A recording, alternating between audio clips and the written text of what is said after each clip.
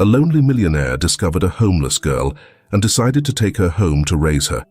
Days later, a man collapsed in court when he discovered he had... What is the secret behind this millionaire's tears of pain? For a story that's sure to tug at your heartstrings, make sure to hit subscribe so you won't miss what's next. Andrew Stanley strolled through San Diego, California, the cool evening air brushing against him as he took in the quietness of the empty streets. The city had settled into its nighttime calm, the kind of stillness that falls when people retreat to their homes, leaving only the streetlights casting their soft, lonely glow.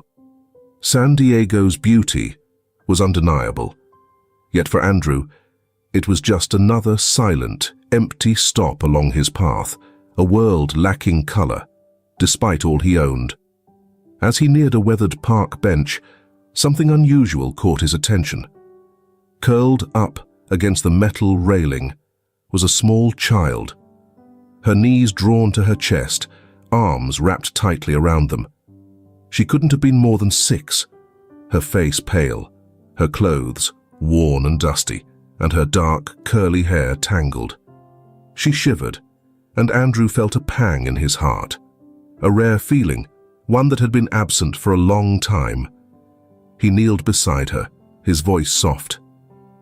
"Hey there, what are you doing out here all by yourself?"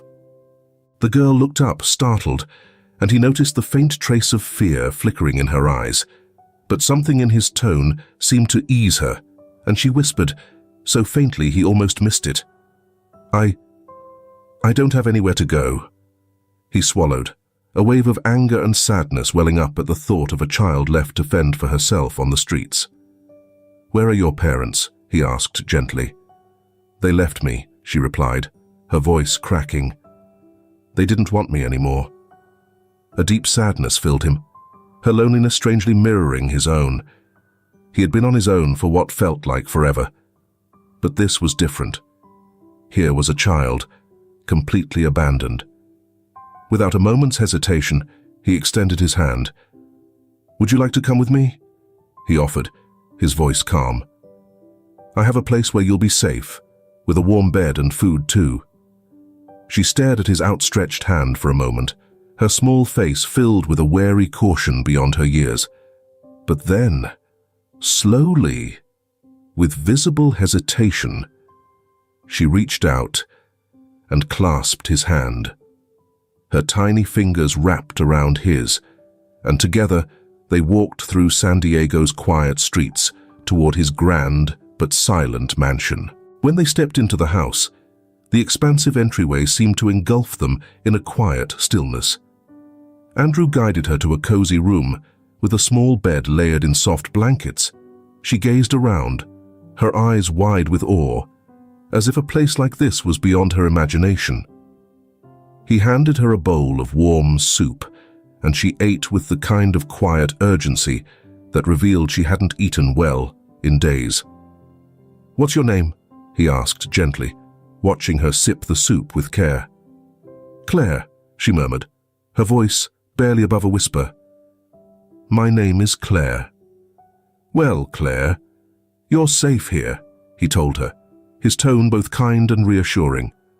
"No one will ever harm you here. This is your home." For the first time since they'd met, he caught a faint hint of a smile on her face, though it quickly faded, replaced by a sadness too heavy for someone so young to carry. In the following days, Andrew began to glimpse the depth of Claire's pain. She rarely mentioned her parents, but the few details she shared painted a heartbreaking picture. They had left her, she explained, because she was sick. Andrew couldn't wrap his head around it. How could anyone leave their own child just because of an illness? He was determined to find out more and help her, whatever it took.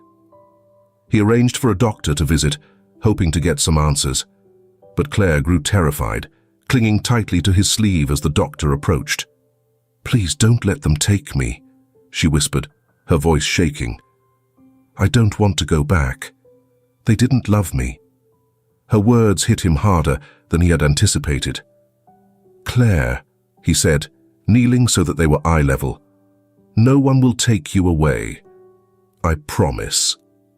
She looked at him, her eyes reflecting both a glimmer of hope and a shadow of doubt, as though she wanted to believe him but couldn't quite allow herself to trust just yet. Over time, however, she began to open up, slowly sharing bits and pieces of her story with him. She shared the little things with him, the nights she'd gaze at stars peeking through a crack in her ceiling, or the soothing rhythm of rain against her window when she was all by herself. One evening, as he tucked her into bed, she asked in a soft, hesitant voice, "Why did they leave me? Was I too much of a burden?" The question caught Andrew off guard, and he felt a tightness in his chest. He had no answers for her, just the silent ache that settled deeper with each of her questions. How could anyone see this child and not recognize the rare gift she was? He held her hand until she drifted into sleep, silently promising to make things right. A few days later, his search finally turned up something. A lead, an address linked to her family, along with a disturbing report. Her parents, it seemed, had believed she suffered from an illness they thought would be incurable, one that would drain them emotionally and financially. A burden, as they'd called it. But Andrew couldn't accept this explanation. He needed the truth. He arranged a consultation with a medical specialist to determine if this illness was real. Yet, as he waited outside Claire's room that evening, a chill ran through him.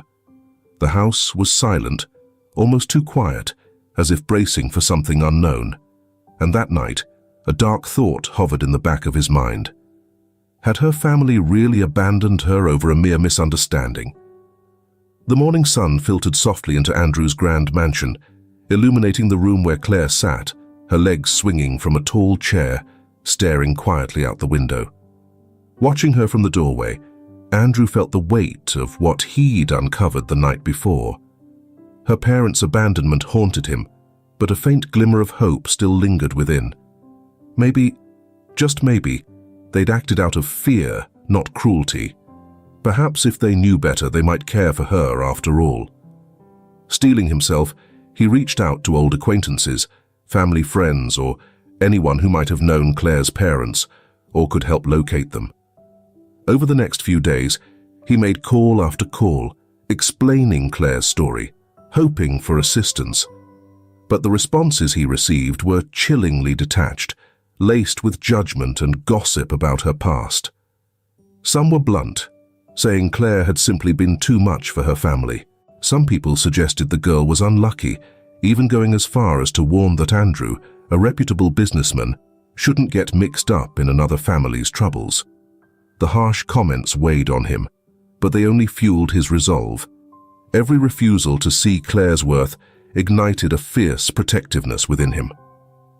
One afternoon, Andrew made one last call to a distant relative of Claire's parents, a woman named Rebecca. He remembered her as a warm, motherly figure, and he hoped she might offer some kindness, or at least a bit of understanding.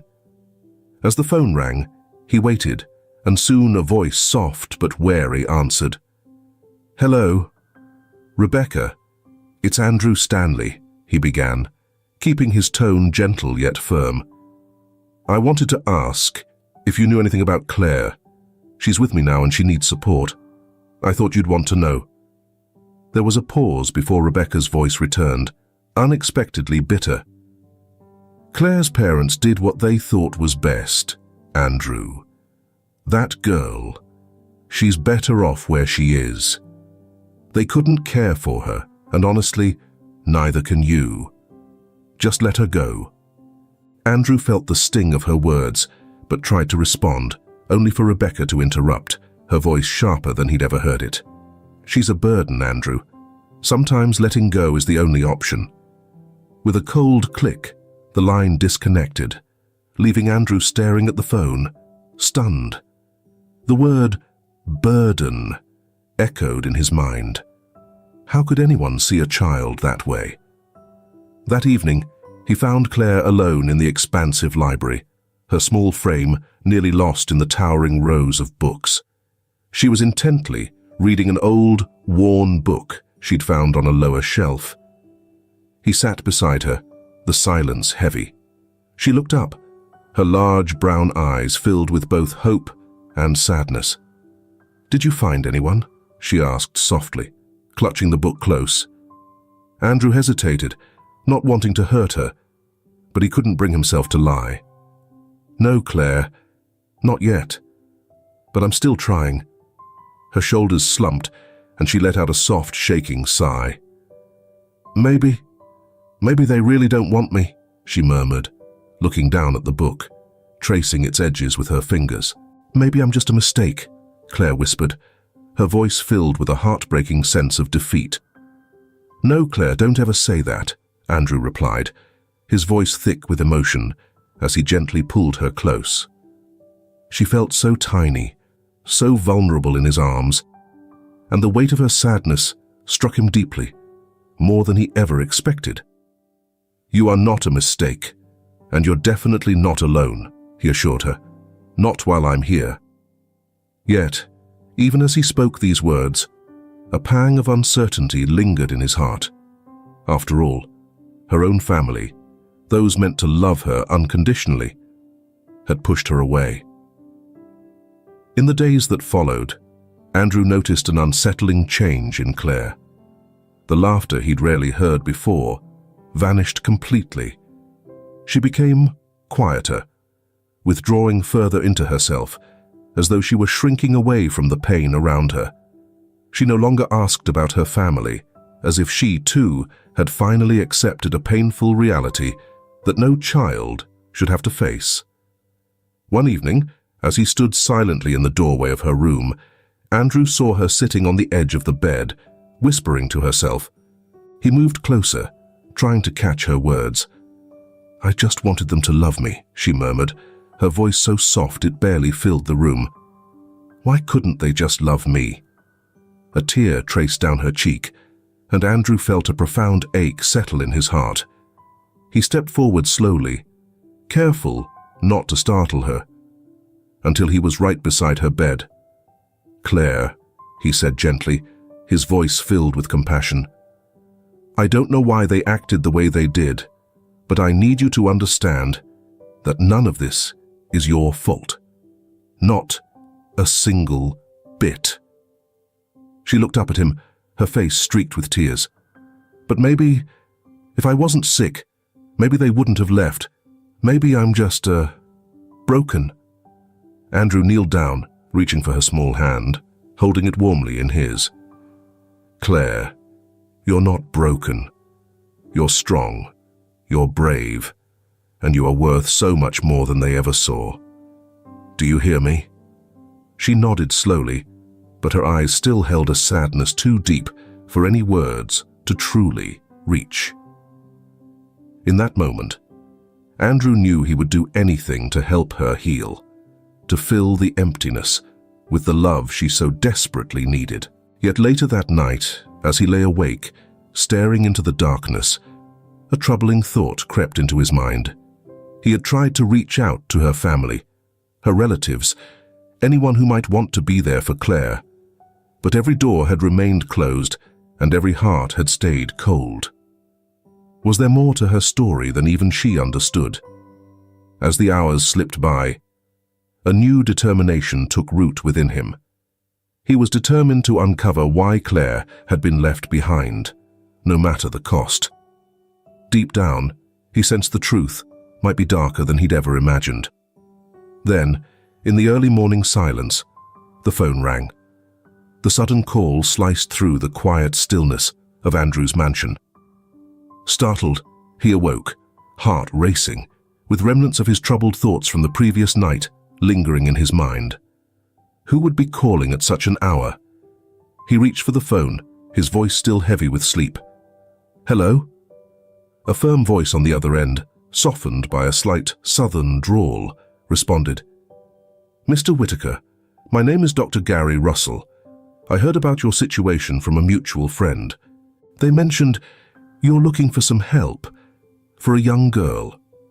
Andrew felt a flicker of hope ignite within him. Yes, Dr. Russell, I am. It's about Claire. She's been through so much, and her family thought she was unwell. But I can't seem to find real answers. I'd do anything to help her. Dr. Russell's voice softened, reassuring. Well, it sounds like she's lucky to have you looking out for her. I specialize in cases just like Claire's. Children with unclear or possibly misdiagnosed conditions. I'd be glad to come by, take a look at her, and see what we can figure out together. Relief washed over Andrew like a wave. Finally, someone who might actually help. Someone who didn't respond with judgment or cold indifference. Thank you, Dr. Russell. I can't tell you how much this means, Andrew replied, his gratitude evident. Dr. Russell chuckled lightly. Well, don't thank me just yet, Mr. Whitaker. Let's see if we can help this girl find a new path. I'll be there tomorrow morning. The next day, Dr. Russell arrived at the mansion. A tall, impeccably dressed man with neatly combed silver hair, his warm smile and calming presence immediately put both Andrew and Claire at ease. Claire allowed him to examine her, though she held Andrew's hand tightly the entire time. After hours of discussion and tests, Dr. Russell took Andrew aside, his expression serious but compassionate. Mr. Whitaker, from what I can gather so far, there's a strong chance Claire was misdiagnosed. The symptoms her family feared don't align with anything major. I'll need to conduct more tests to be sure. But Andrew couldn't shake the sense that this little girl was healthier than her family had assumed. A deep relief washed over him, releasing the tension of countless nights spent wondering if her parents had any justification for leaving her. That weight was finally lifting. Thank you, Doctor, he murmured, his voice filled with emotion, but Dr. Russell remained unsmiling. Mr. Whitaker, Dr. Russell began, my evaluations are extensive and will require time. I'd like to see Claire regularly over the next month, if that's agreeable. My services are on the house, he added. Think of it as my contribution. I can see how much you care about her, and I want to be part of her journey. Andrew could hardly believe what he was hearing. A doctor offering his expertise without a fee, just to support Claire. It felt almost unreal, yet Dr. Russell's genuine tone instilled a new hope in Andrew. As the days turned into weeks, Dr. Russell continued his visits to the house, bonding with Claire, running his tests, and earning her trust. Claire seemed to open up, smiling more often, even letting out a soft laugh when he cracked a joke. She began looking forward to his visits, seeing them as bright spots in her routine. But over time, Andrew started to notice peculiarities, small things that didn't quite add up in Dr. Russell notes, expenses that seemed out of place. One day, he caught a snippet of Dr. Russell's hushed phone conversation, words like compensation and confidential fees, barely audible but unsettling. A hint of unease took root in Andrew's mind. One evening, as Dr. Russell was about to leave, Andrew pulled him aside. Doctor, can I have a word? I've noticed some irregularities in the paperwork, extra charges for procedures we never discussed. Dr. Russell's expression tightened briefly, a flicker of impatience breaking through his usually calm facade. Andrew, let's not get bogged down in the details. What matters here is Claire's health, right? But you assured me there'd be no charge, Andrew replied, his tone firm. I want to trust your intentions, but I need to protect her. Dr. Russell let out a chuckle, though the warmth had left his gaze. Andrew, I thought you'd understand.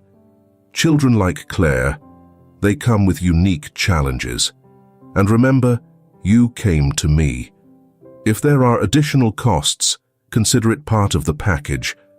For a man in your position, that shouldn't be a problem. Andrew felt a knot of unease twisting in his gut.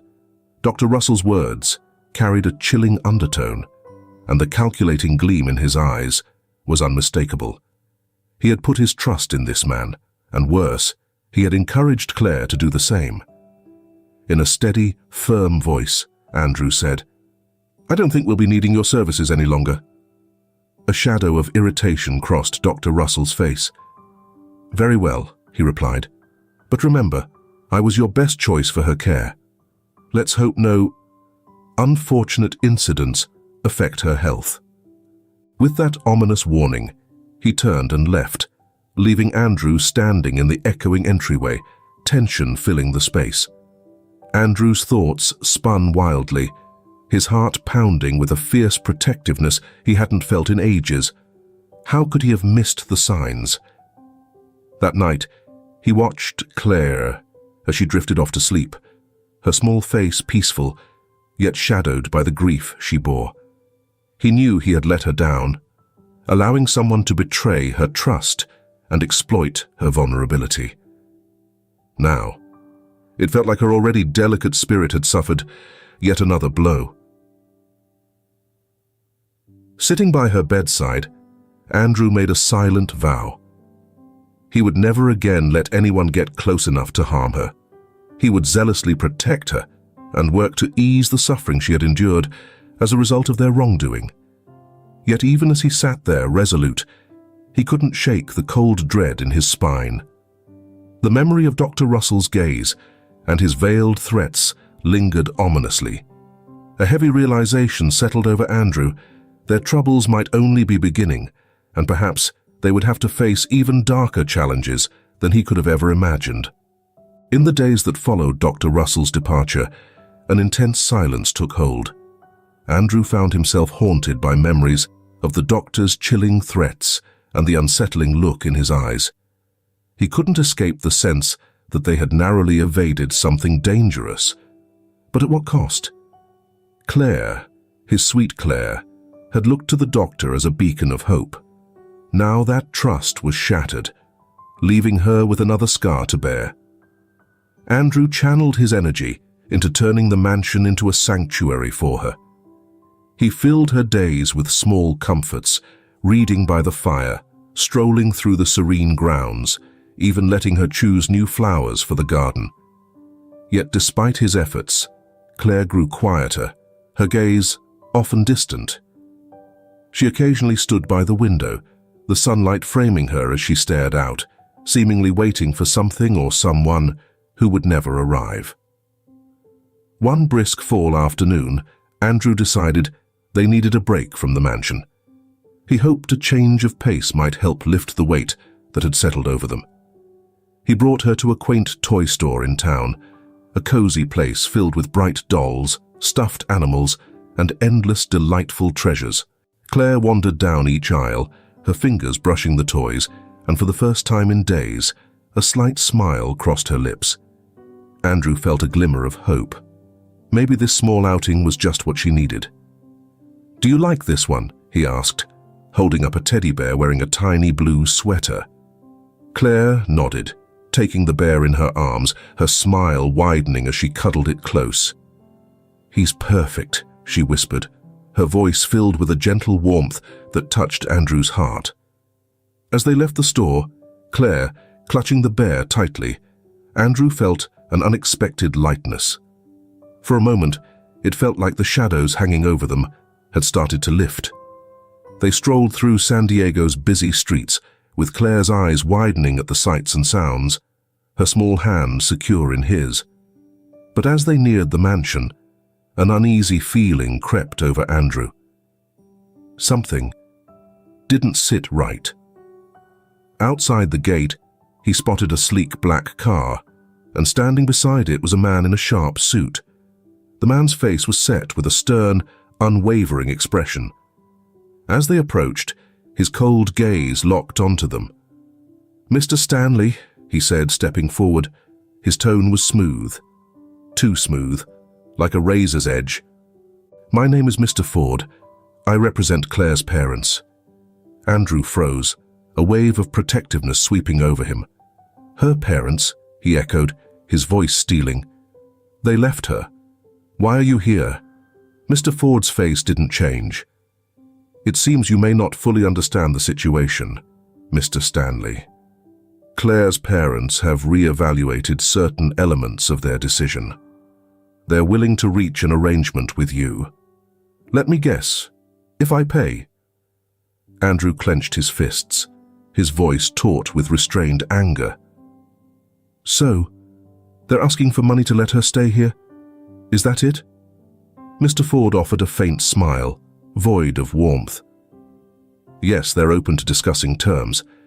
They realize Claire has become attached to you, and they're prepared to relinquish custody for the right financial arrangement." Claire's grip on Andrew's hand tightened, her wide, fearful eyes looking up at him. "Andrew, what's going on? Who is this man?" Claire's voice trembled as she looked to him, searching for reassurance. Andrew kneeled beside her, his words gentle, though his insides seethed. "It's okay, Claire. No one is going to take you anywhere." He shifted his gaze to Mr. Ford, his stare cold and unyielding. "You can tell her parents that when they left her, they forfeited any right to come back for her." The smile on Mr. Ford's face disappeared. He stepped closer, his tone low and threatening. "I'd advise you to think this over, Mr. Stanley. Her parents are fully within their rights to claim her. And believe me, a legal fight won't go well for you or for the girl." With that, he pressed a small envelope into Andrew's hand, his expression chillingly detached. "Our terms are inside. You have until week's end." Andrew stood frozen as Mr. Ford walked back to his car, the engine purring softly before the sleek vehicle glided down the street and out of sight. The envelope felt heavy in his hand, not just with demands, but with a grim promise of what might come. Inside, Claire hugged her new bear tightly, her small hands clutching it as she looked up at him, worry filling her eyes. Are they going to take me, Andrew?" she asked, her voice faint. He knelt in front of her, his heart breaking at the fear written across her innocent face. "No, Claire, no one is going to take you away. I promise. You're safe here." But as he tore open the envelope and scanned the demands, a sick feeling twisted in his stomach.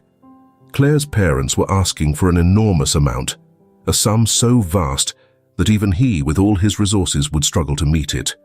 If he couldn't, they threatened to take her back, to pull her from the only place she had ever felt safe. In the days that followed, Andrew was plagued by nightmares, visions of Claire's tiny hand slipping from his, her tear-streaked face as strangers dragged her away. The fear consumed him, leaving him restless and desperate. He spent sleepless nights poring over legal options, making frantic calls to lawyers, searching for any way to keep Claire safe without caving to her parents' demands.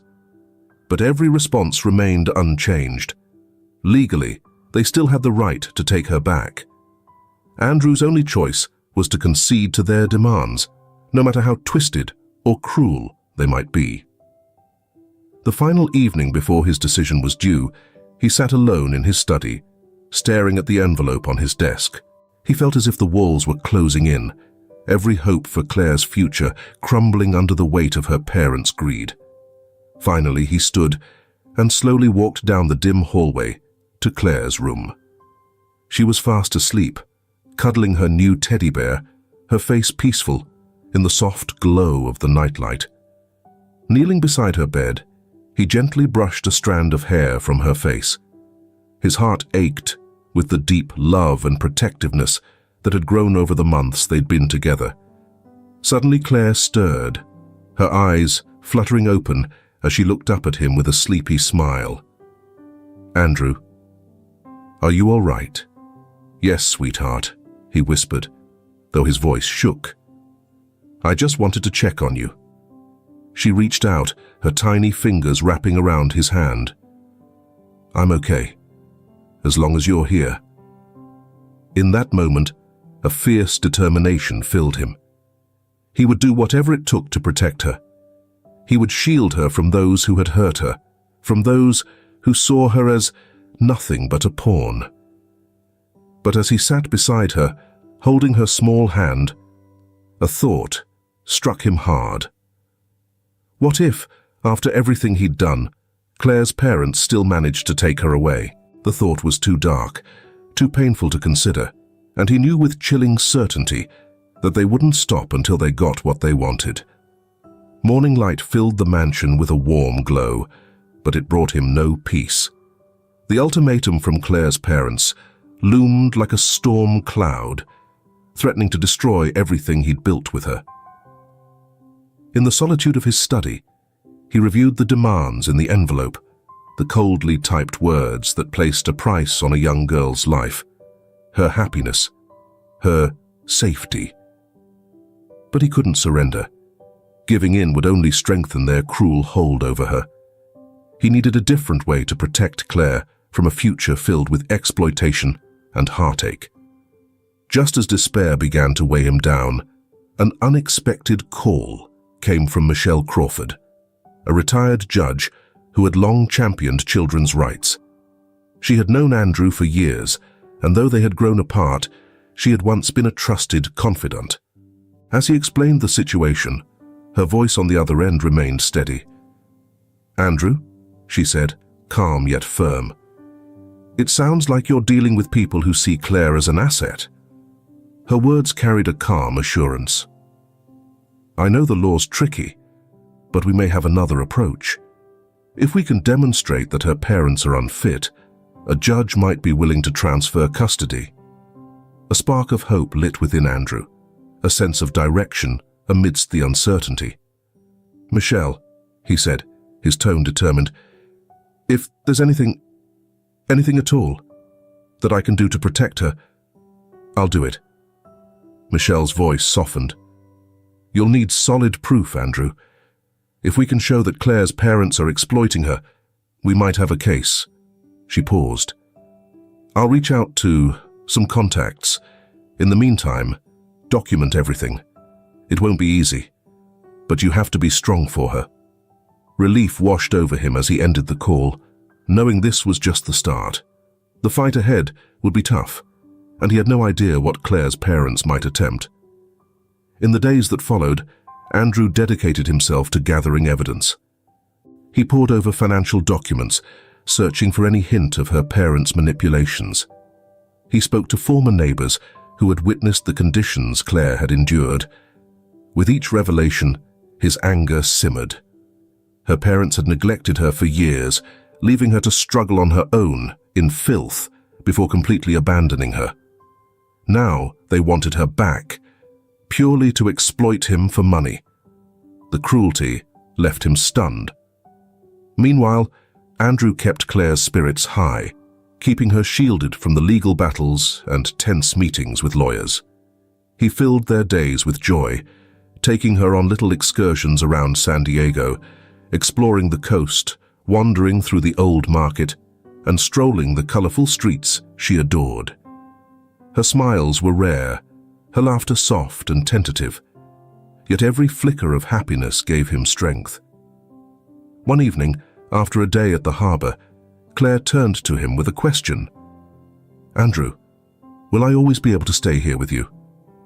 Her voice was so small, so hesitant, and her eyes held a vulnerability that pierced him. He knelt beside her, looking her straight in the eyes, steady, despite the doubts weighing on him. "Claire, I will do everything in my power to keep you here. You're safe with me, Claire. Do you believe that?" She nodded slowly, reaching out to grasp his hand. "I do." That simple statement, uttered with the pure trust of a child, only strengthened his determination. He knew he couldn't let her down, but just when he felt they were making progress, Michelle called with unsettling news. "Andrew, things are worse than I initially thought. Claire's parents have hired a high-profile attorney. They're painting you as an overstepping benefactor, claiming you had no legal right to take her in. They say they left her in your care temporarily, and allege you're refusing to return her." Andrew felt his pulse race, a mix of anger and fear tightening in his chest. They left her with nothing, Michelle. They haven't shown a trace of love or care. I know, Andrew, Michelle replied, her voice weighed down with empathy. But the court might see this as a custody dispute, and unless we can disprove their story or prove their neglect outright, they could twist things to look like you're holding her against their wishes. You need to prepare yourself for this. Andrew felt hollow, like he'd been struck in the gut. How could the system even entertain the idea of giving her back to the very people who had abandoned her? He'd thought money might make her parents go away, but now it seemed they wanted to make him pay for daring to care for her. That night he lay awake, wondering if he'd ever be able to truly keep Claire safe. By morning, he knew he had to tell her, as painful as it was. He found her in the sunroom, her little bear in her arms, gazing out at the garden with a serene expression. He sat down next to her, his voice gentle. Claire, there's something I need to tell you. She turned to him, a crease of worry forming on her forehead. What is it, Andrew? He took a deep breath, letting the weight of the words settle. Your parents. They're trying to take you back. They've gone to court to make it happen. But I'm fighting for you, Claire. I'm doing everything I can to keep you here. A flicker of fear crossed her face as she hugged her bear closer. Do I have to go with them? She asked, her voice small. No, Claire, he said firmly, his voice full of resolve. I won't let them take you, I promise. But even as he spoke, he could see a shadow of doubt lingering in her eyes. She'd been let down before, and he understood that empty promises wouldn't be enough to make her trust in his protection. As the days passed, the court battle intensified. Andrew spent countless hours strategizing with lawyers, preparing their defense. Yet, each day brought a fresh setback. Claire's parents filed a barrage of accusations, alleging that Andrew had isolated her, exceeded his role, and was even mentally unfit to care for her. The situation felt like an endless nightmare, a suffocating tunnel closing in tighter with each step. As the final court date loomed, warnings from others hinted that the odds were against them. Sitting in the vast empty courtroom on the day of the last hearing, he glanced over at Claire, her small hand clasping his, her face pale with anxiety. The judge entered, her face stern and unreadable. Andrew took a steadying breath, silently pleading for compassion, for understanding. As proceedings began, Claire's parents presented themselves as repentant, transformed individuals. They claimed they'd left her only out of a belief it was best for her. Tears flowed as they pledged to be the parents she deserved, given a second chance.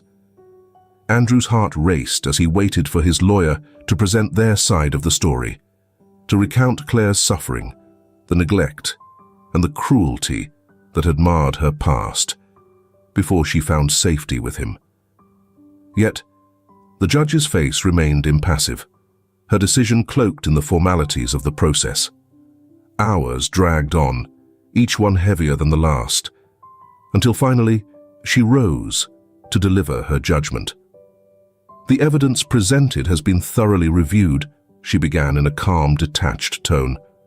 Claire's well-being and best interests are paramount in this decision.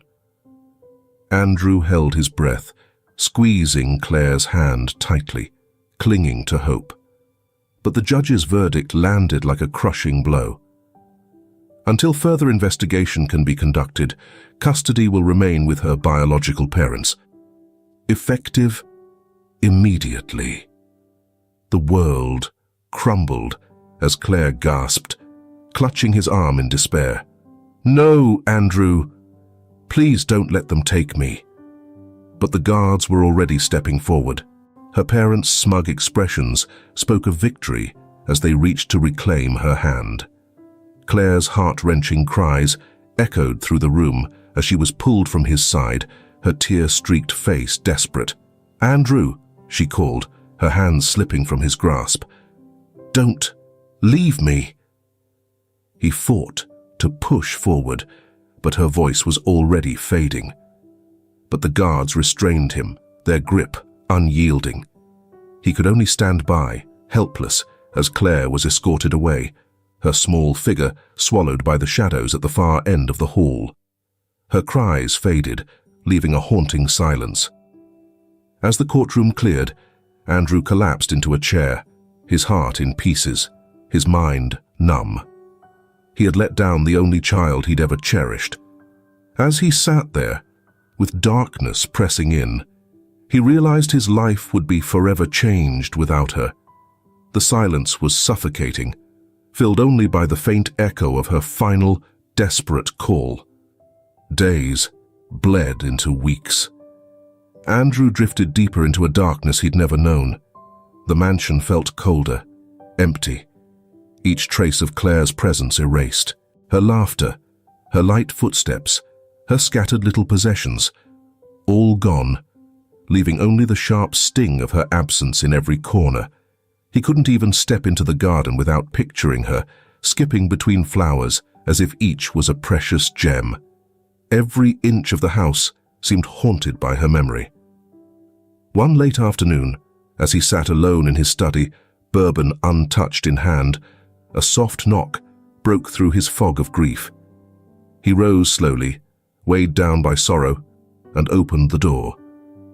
There stood a familiar face from his past. Raymond Kennedy, an old friend and business associate he hadn't seen in years. "Andrew," Raymond said, his voice warm and full of compassion. "I heard what happened, and I had to come check on you. Old friend." Andrew felt a surge of emotions, surprise, a hint of relief, maybe even a spark of hope.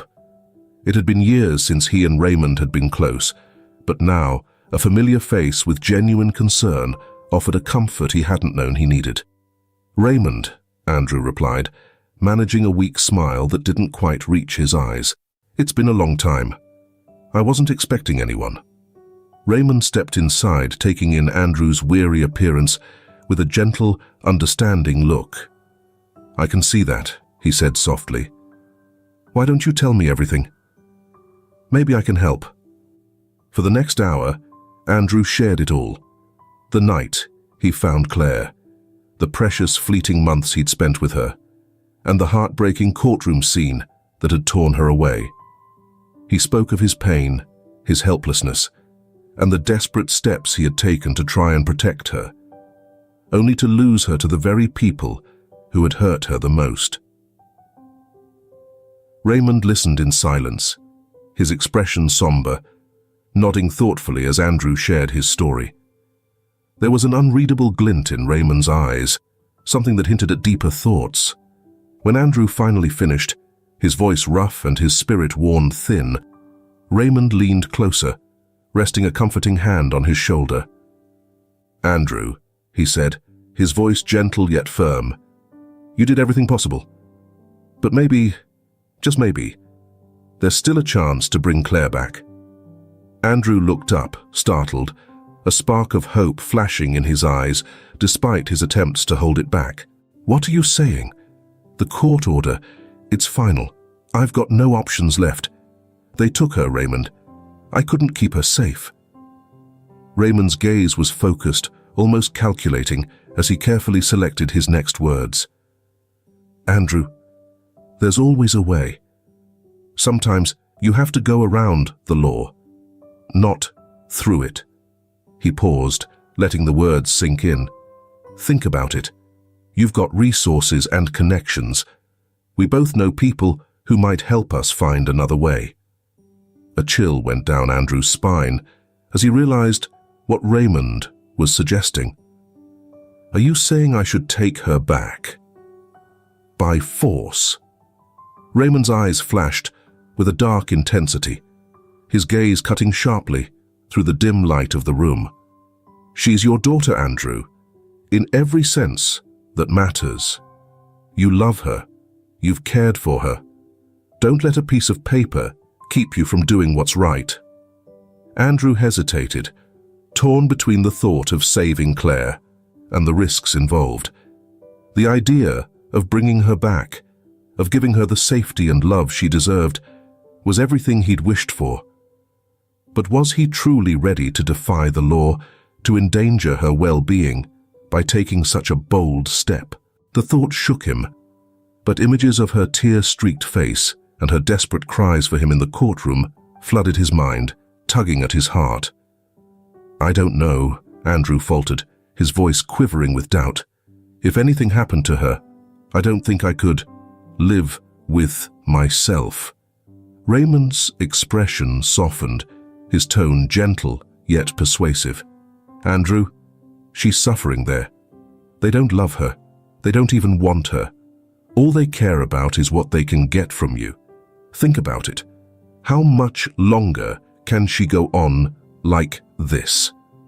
This might be your only chance to make things right." A surge of determination mixed with fear rose within Andrew. He had failed her once. He couldn't bear the thought of letting her down again.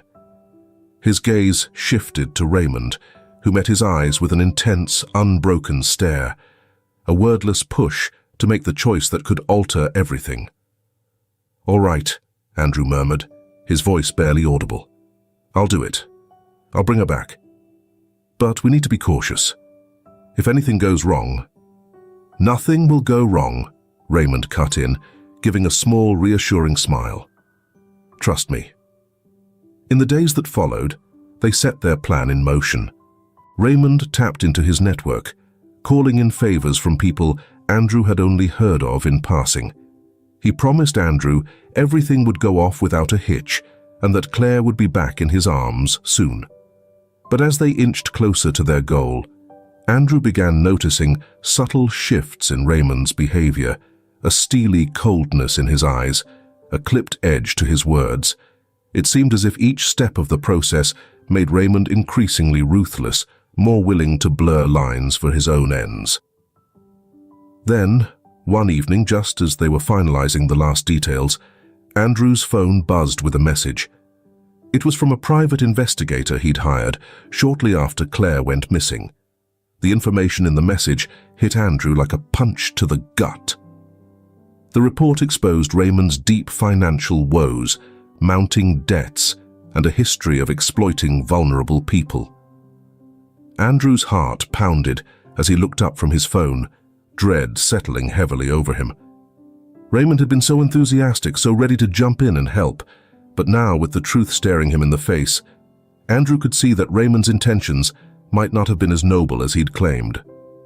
"Raymond," Andrew said, his voice steady yet icy, "I need to know the real reason you're helping me.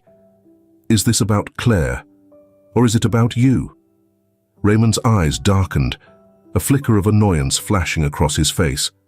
"Andrew, what's this nonsense? I told you, I'm here to help you, and her." "Then explain this," Andrew replied, showing him the message with hands trembling in anger. "Explain the debts and the lengths you're willing to go. Is Claire just some twisted payday for you? Are you expecting a cut of what her parents offered?"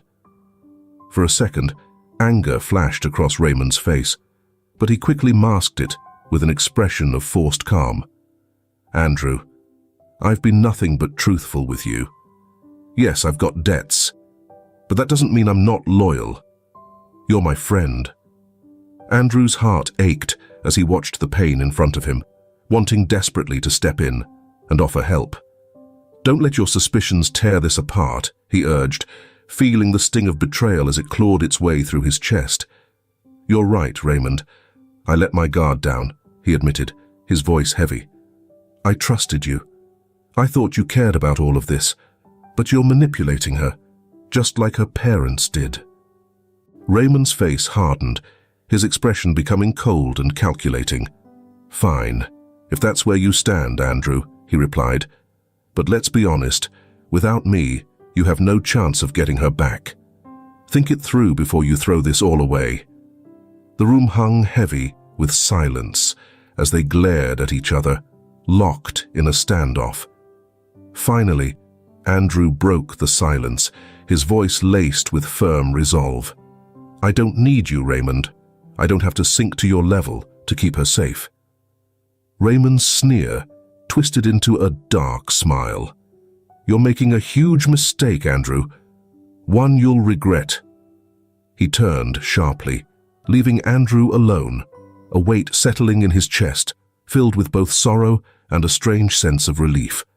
Realizing that Raymond, his longtime friend, had taken advantage of his vulnerability was a bitter truth to face. But as he stood there, Andrew felt a flicker of something else, a renewed determination. He didn't need to drag Claire back by force. He'd find another way, one that didn't risk her safety or compromise who he was. His future was unclear, and he faced LNG odds. Yet thinking of Claire, he knew he couldn't just give up. He would continue to fight for her, and he would do it the right way. Taking a steady breath, he reached for his phone and dialed Michelle Crawford. "Michelle," he said, his voice strong and certain. "I need your help. I can't give up on Claire." Days turned into weeks after that bitter standoff with Raymond, each one feeling heavier than the last as he wandered alone through the vast, empty mansion. Betrayed by his oldest friend, his plans to bring Claire back shattered. Andrew's grief and anger filled the silence around him. However, the love he had for her kept him committed to his objective. Even though his path was murky and obstacles crowded his every move, the cold indifference of strangers, countless legal hurdles, and a justice system that seemed intent on blocking his way, he knew he couldn't abandon the girl he cherished like a daughter. Each time Andrew tried to find out about Claire's well-being or her current living situation, he was stonewalled.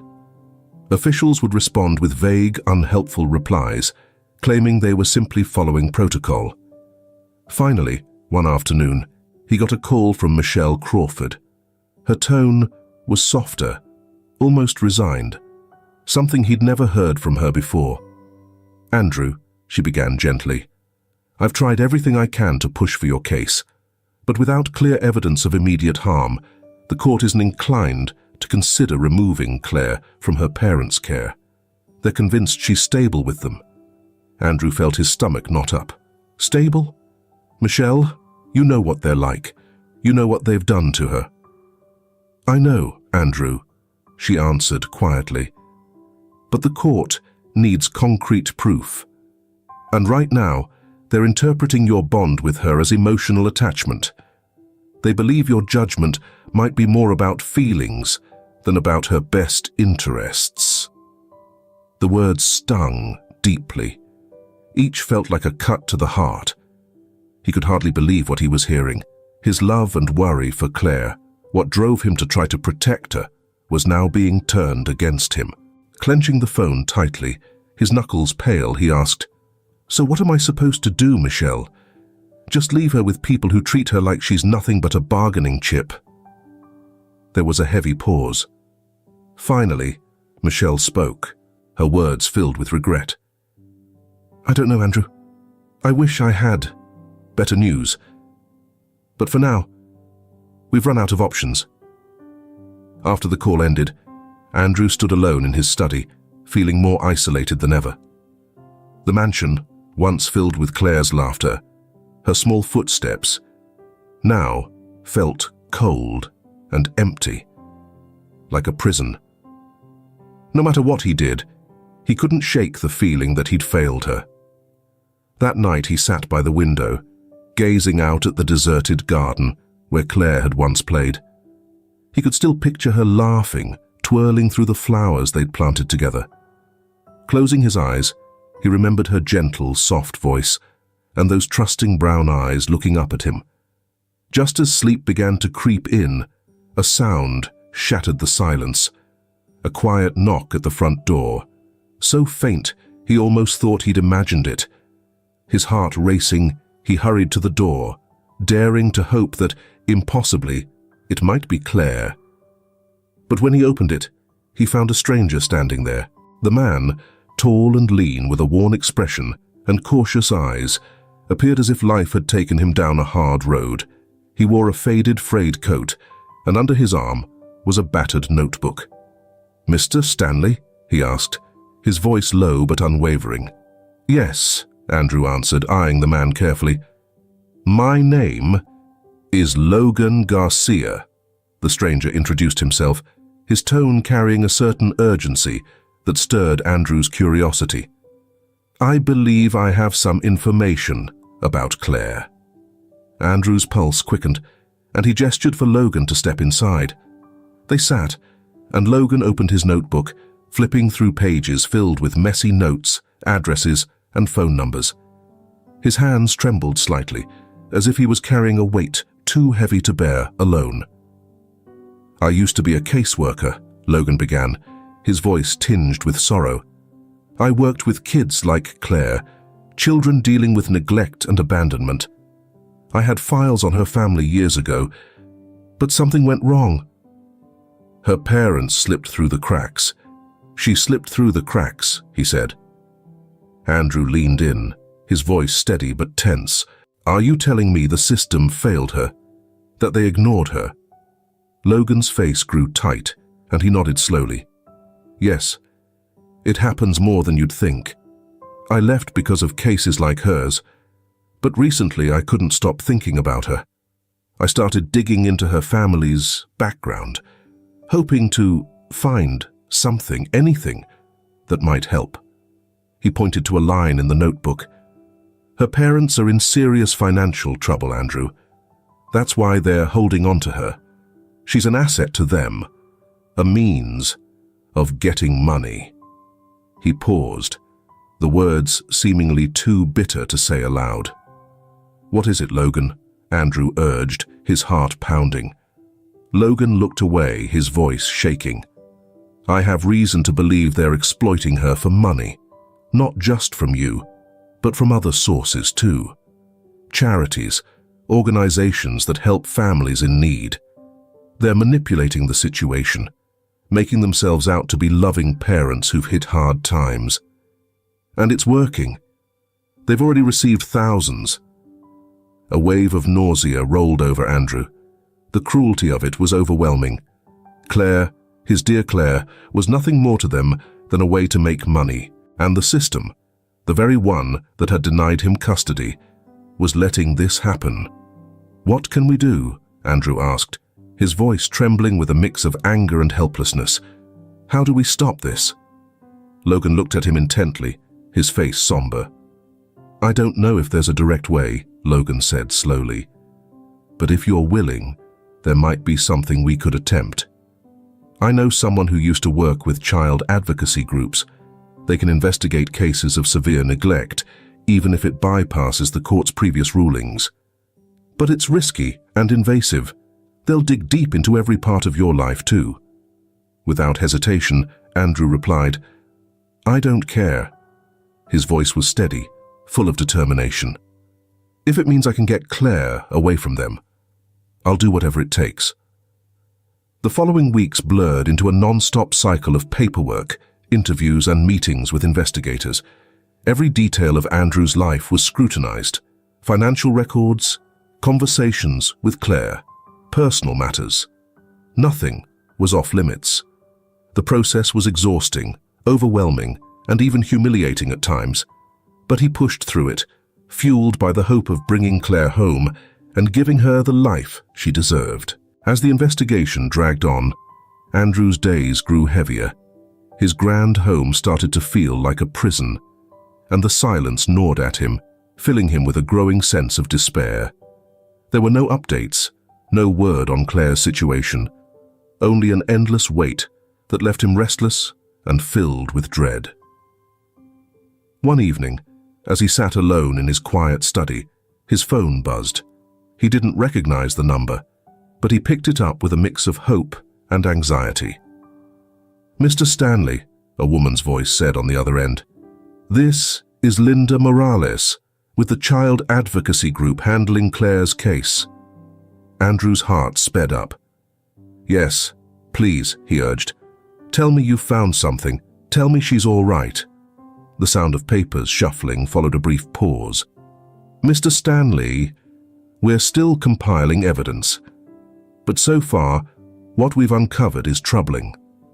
Claire's living conditions are, to put it mildly, unacceptable.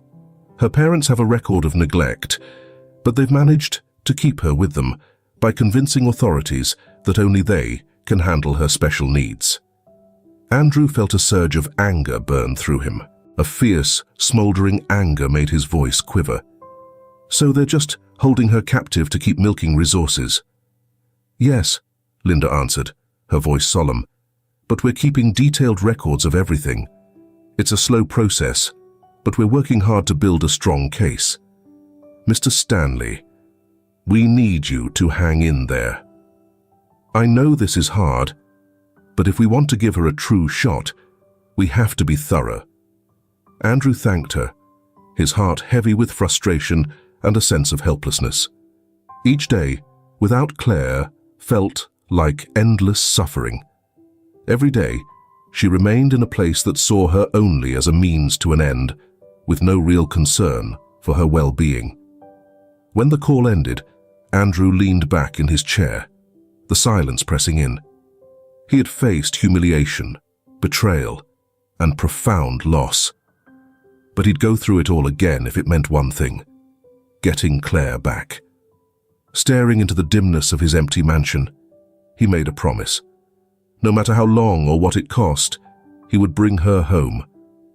Because Claire wasn't just some child he had taken in, she was family, and he'd never leave her to a life of neglect and exploitation, no matter the price. The days after Andrew's conversation with Linda Morales from the Children's Advocacy Group offered no relief. Time dragged, filled only by silence and growing uncertainty. The emptiness of his home became heavier with each passing hour, each room reminding him of Claire, her sweet voice, her laughter, her unwavering trust in him. Andrew was trapped in regret and despair, feeling utterly powerless to save the person he loved, as if she were his own daughter. Weeks went by, and then, one late evening, Linda called again. Her tone was more serious, more guarded than before. "Mr. Stanley," she started, "we've uncovered something unsettling. It's far more extensive than we initially thought. Claire's parents aren't just exploiting charities or her situation. They've been tapping into multiple sources, individuals, charities, even medical organizations." Andrew's pulse quickened as he took in Linda's words. He could hardly process the depth of deception Claire's parents had woven. She painted a picture steeped in greed, a carefully crafted scheme with Claire at its center, caught in the middle of a heartless plan. Andrew's fists tightened, fury simmering deep within him. Linda went on, "We're gathering the evidence needed for a case, but it's taking longer than expected. There are legal challenges." She paused. "And Mr. Stanley, I need to tell you, her parents are aware of our investigation. They've hired a high-powered legal team, using every tactic possible to cast doubt on our findings. They're trying to paint you as someone who's crossed the line, an obsessed man with suspicious intentions toward Claire." Andrew felt as though he'd been punched. The thought that anyone might think he was anything other than a caring protector to Claire was almost unbearable. He forced himself to speak, though his voice was thick with anger. "Linda, you know that's not true. All I've ever wanted is to give her a life where she's safe, loved, away from people who only see her as a tool for their own gains." "I know, Andrew," Linda replied, her tone gentle and filled with empathy. "But the public only sees what her parents want them to see. They're shaping the story to cast you as the villain. We're working to counter it, but they're moving fast. I just wanted you to be prepared." Andrew thanked her, though his mind spun with disbelief and frustration. The injustice of it was overwhelming. He had opened his heart to Claire, giving her love and protection, only for her parents to twist the truth and portray him as a threat. Despair settled over him, the weight of the situation pressing down with relentless force. That night, sleep was elusive.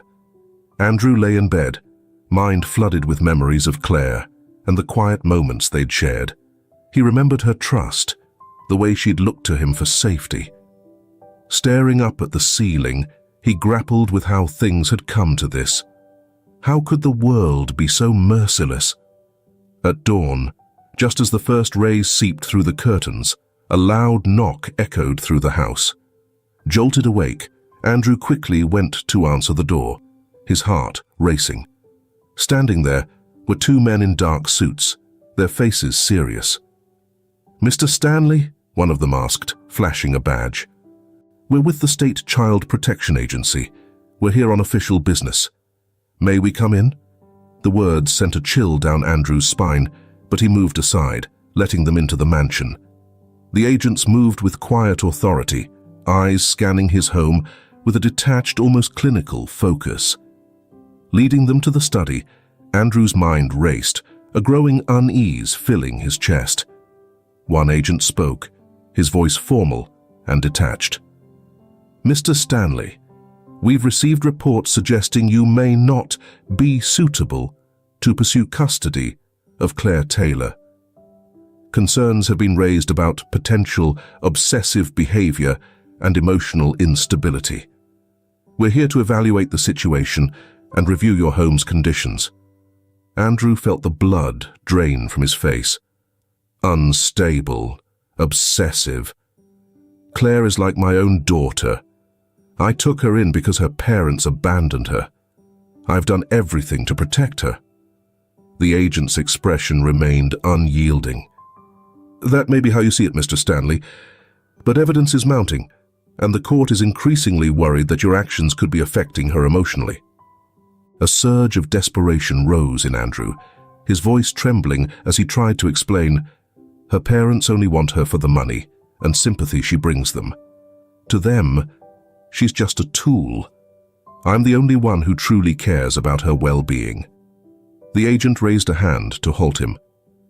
"We are authorized to conduct a full evaluation of your home and your mental health as part of this investigation. Non-compliance may complicate your case further." Andrew's heart raced as he watched them move around his home, taking notes on every detail, scrutinizing his bookshelves, and even flipping through the photo albums filled with memories he'd carefully preserved of Claire. It felt as if his sanctuary, his private world with Claire, was being dismantled, piece by piece. After what felt like hours, the agents left, their faces giving away nothing. Watching them disappear down the driveway, Andrew felt a crushing weight settle on him.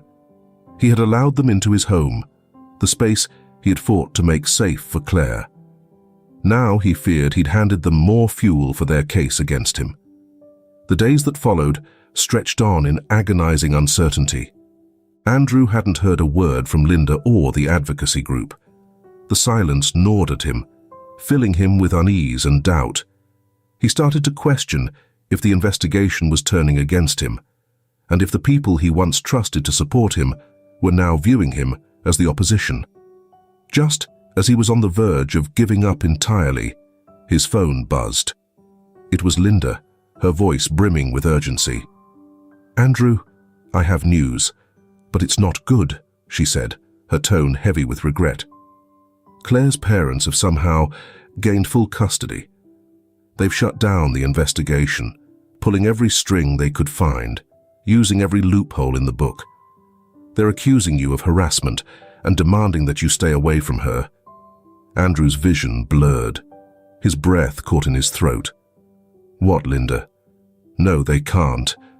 Claire needs me." Linda's voice softened, pain evident in her words. "I'm so sorry, Andrew. They have influence, and they know how to work the system. We tried everything, but they've blocked every path forward. Right now, any further action risks even more accusations against you." A hollowish filled his chest as his heart shattered all over again. "So that's it. They're keeping her, and there's nothing I can do." Linda paused, then spoke gently, each word cutting deeper. "For now, yes, Andrew. But I believe she'll remember what you did for her. You gave her love and a home. She may be young, but a love like that is hard to forget. After he hung up, Andrew wandered through the empty mansion, the silence around him heavy with loss. Every room echoed with memories of Claire's laughter and of the hope he had once held for justice and for her return. It all felt like it was slipping away.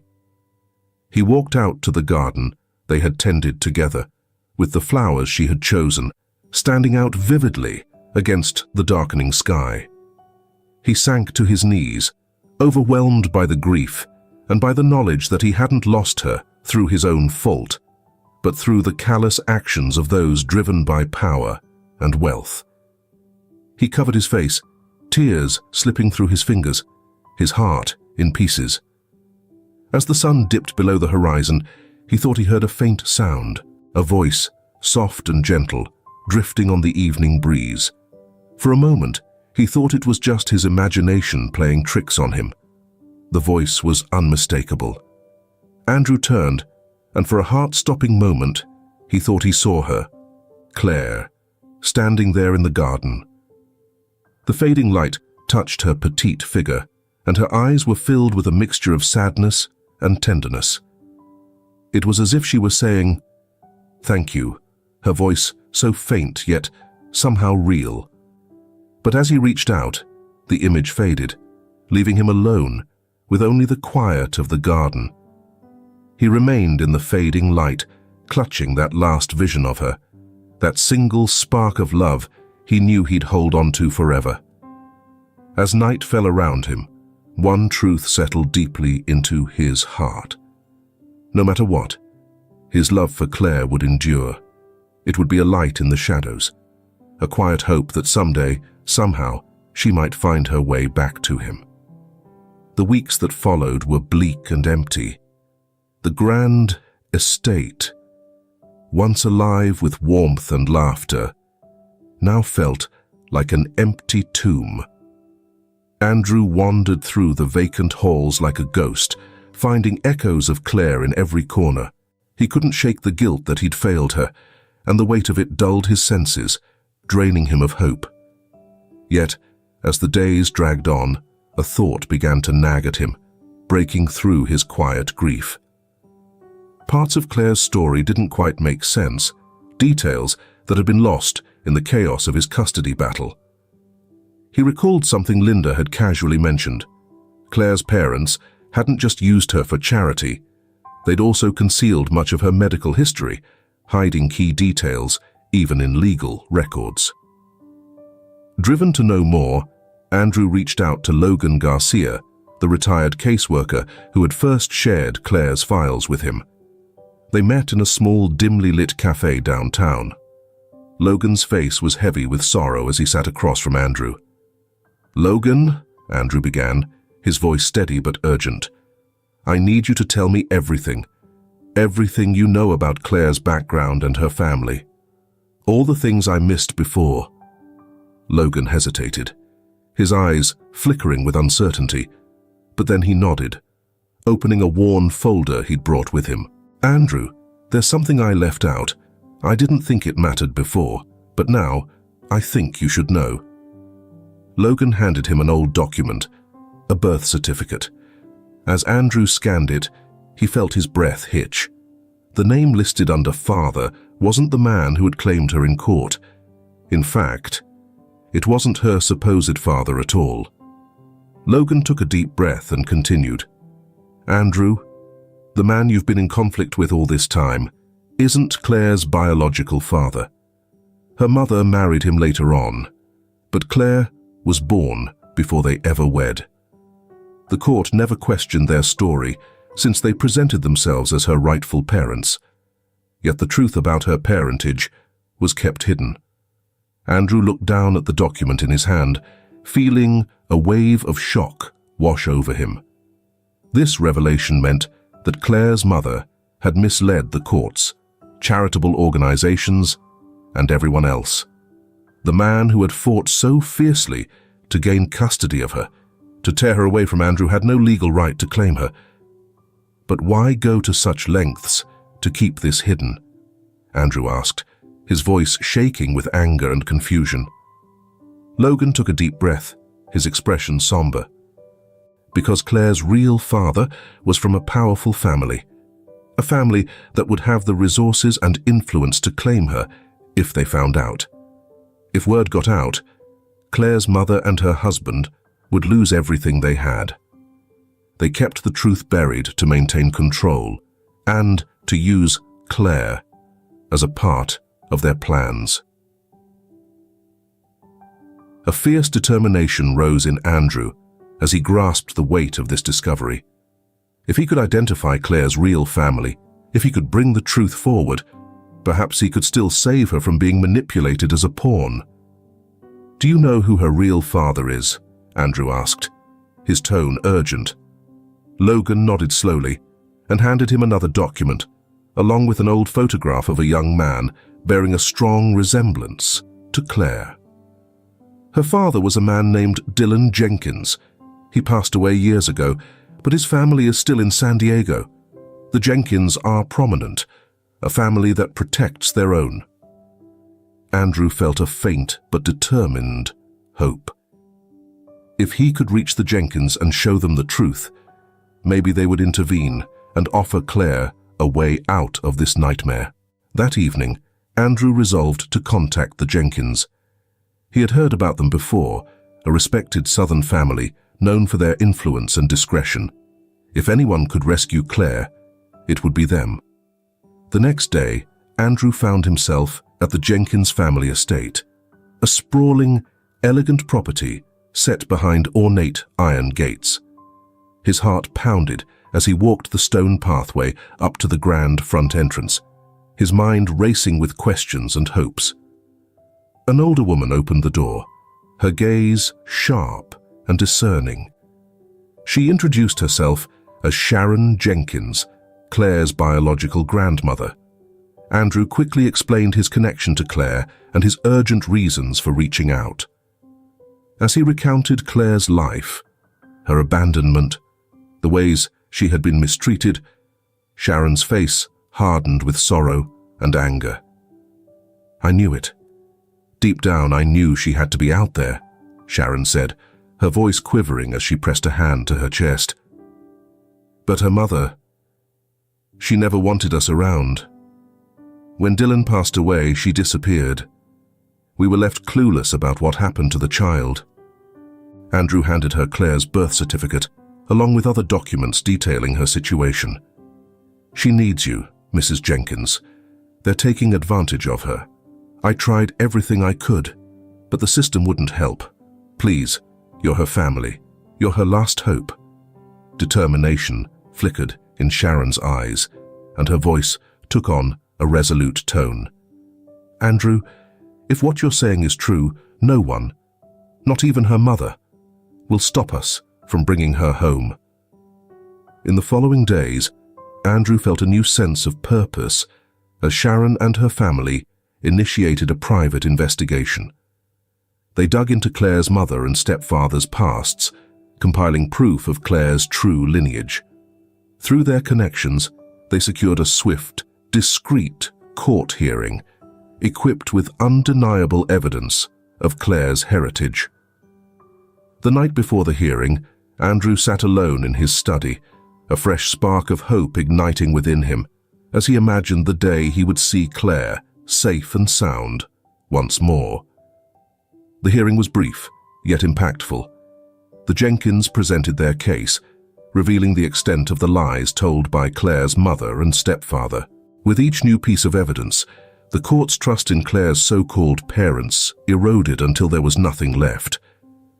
In a final, conclusive moment, the judge ruled in favor of the Jenkins, granting guardianship of Claire to her biological family and releasing her from the clutches of those who'd hurt her. At last, after months of struggle and heartbreak, Claire was safe. The next morning, Andrew received a message from Sharon, inviting him to visit their estate. He arrived with his heart pounding and received a warm welcome from Sharon, who then led him outside to the garden where Claire was waiting. She sat among the flowers, her face peaceful, a gentle smile lighting her eyes when she saw him. Andrew felt a rush of emotion as he looked at her, tears stinging his eyes as he took in the sight of her, a small, radiant figure framed by sunlit blossoms. She appeared healthier and more joyful, her spirit still resilient. "Andrew!" she exclaimed, running toward him and wrapping her arms around him with such joy it left him breathless. He kneeled down, holding her close, feeling the weight of the past few months lift away. "Oh, Claire, I missed you so much." She pulled back, studying his face with teary eyes. "I knew you'd come for me. I just knew it." Sharon stepped forward, her expression soft as she witnessed their reunion. "Andrew, I can never thank you enough. You saved her. You brought her back to us." Andrew turned to Sharon, his gratitude beyond words. "All I wanted was for her to feel loved and safe. I would have done anything to give her that." Claire tugged at his hand, her eyes shining. "You did, Andrew. You really did." As they sat together in the garden, embraced by the love of Claire's true family, a deep sense of peace settled over Andrew. A peace he hadn't felt in years. He had found Claire, rescued her from the darkness, and now she was finally free. In the days that followed, Andrew became a cherished friend to the Jenkins family, a steady presence in Claire's life. He watched her grow, saw her laughter return, and knew that his difficult journey had led him to the greatest gift he could imagine, Claire's happiness. Sitting beside her, watching her blossom into the joyful, hopeful child she was meant to be, he felt a profound contentment.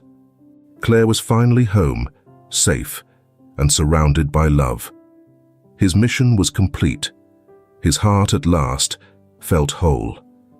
He knew he'd carry her love with him for the rest of his life, a love that had ultimately redeemed him.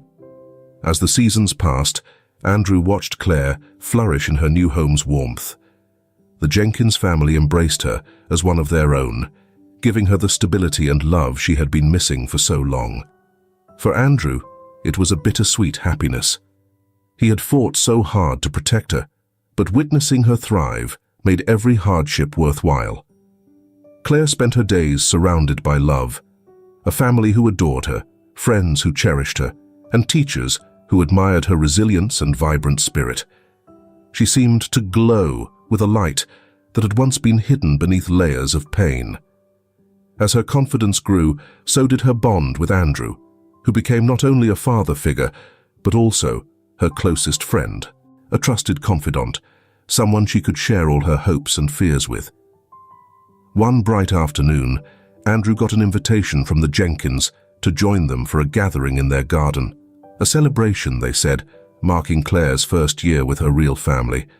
They wanted him to be there. When he arrived at the estate, Sharon Jenkins greeted him warmly and led him out to the garden, filling his heart with joy. Claire was there, wearing a light yellow dress that glowed in the soft sunlight of the afternoon. Her face lit up when she saw him. "Andrew!" she called, running toward him with arms wide open. He kneeled down to embrace her, holding her close, feeling the warmth and trust that radiated from her. "I missed you, Claire," he whispered, brushing a lock of hair from her face. She grinned, her eyes sparkling. "You see me all the time, silly, but I missed you too." They strolled together through the garden, where tables were set with dainty pastries, fresh lemonade, and vibrant flowers in bloom. Claire led him to a small bench under a grand magnolia tree, her hand in his, her laughter filling the air around them. They sat quietly for a while, watching the guests mingle and children play nearby. "Andrew," Claire spoke softly, breaking the peaceful silence. "Do you remember when you used to read to me every night?" He smiled and nodded. "Of course. You always wanted to hear Goodnight Moon and Charlotte's Web." "Sometimes both," Claire laughed, her laugh sweet and melodic, filling his heart with pride. "I still have those books, you know. I kept them because they remind me of you, and of home." Her words stirred something deep within him, and he took a moment, choosing his words carefully. "Claire, This is your home now. You have a family here who loves you very much. I'll always be here for you. But this is where you belong." Claire looked down, her small fingers tracing patterns on the wooden bench. "I know, but you were the one who saved me. You were the first person who made me feel like I mattered." She paused, her voice wavering just a little. "I'll never forget that, Andrew. You're my family too." Andrew felt his heart swell as he gently rested a hand on Claire's shoulder.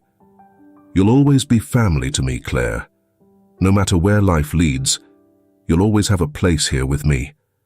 You're the daughter I never had, and I'll always be here for you." Claire leaned in, resting her head on his shoulder, and together they sat in the soft sunlight, quietly connected. Words weren't needed to convey the love they shared. It was understood, an unbreakable part of who they were. Around them, the celebration continued, with laughter and music filling the air as family and friends gathered to celebrate the new chapter Claire was beginning. Sharon Jenkins approached them, her gaze warm, as she watched Andrew and Claire. "Andrew," she said gently, "we can never thank you enough for bringing Claire into our lives. You've given her, and us, a new life. She wouldn't be here without you." Andrew looked at Sharon, gratitude filling his eyes. "It's Claire who changed me," he said, his voice thick with emotion. "She gave me a reason to live, a reason to care again. I'll always be grateful for that." As the sun dipped lower, casting a warm golden light over the garden, Claire stood up and took Andrew's hand, her face set with determination. "Andrew," she said, her voice steady, "when I grow up, I want to be like you."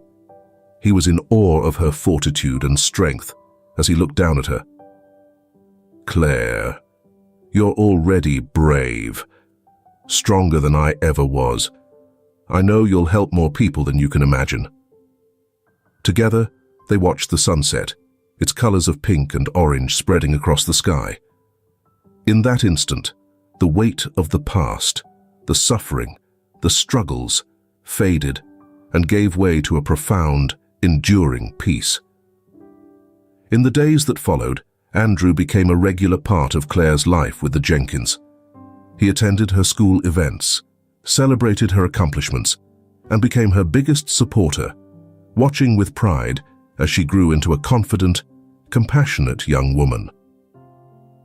Over the years, Claire blossomed, excelling in school, volunteering in the community, and eventually studying social work in college, determined to help other children who had been abandoned or mistreated.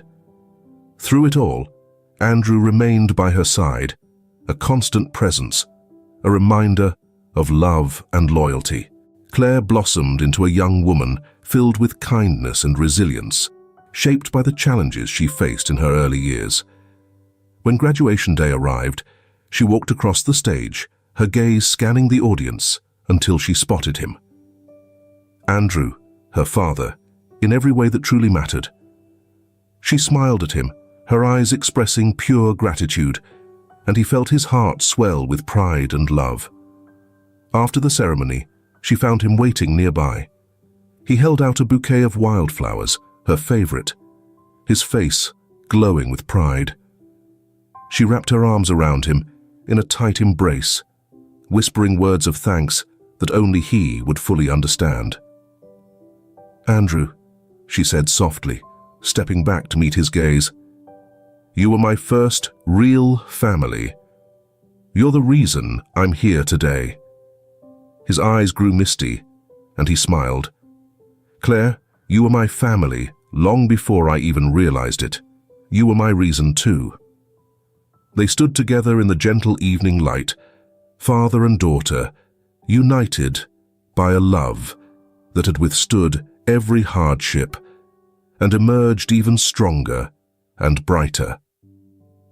In that moment, Andrew felt his journey was complete. His redemption wasn't found in wealth or success, but in the love of the child who had forever changed his life. Claire was his legacy, his joy, the greatest blessing he could have hoped for, and as he looked at her, he saw not just the girl he had once saved, but the remarkable woman she had become.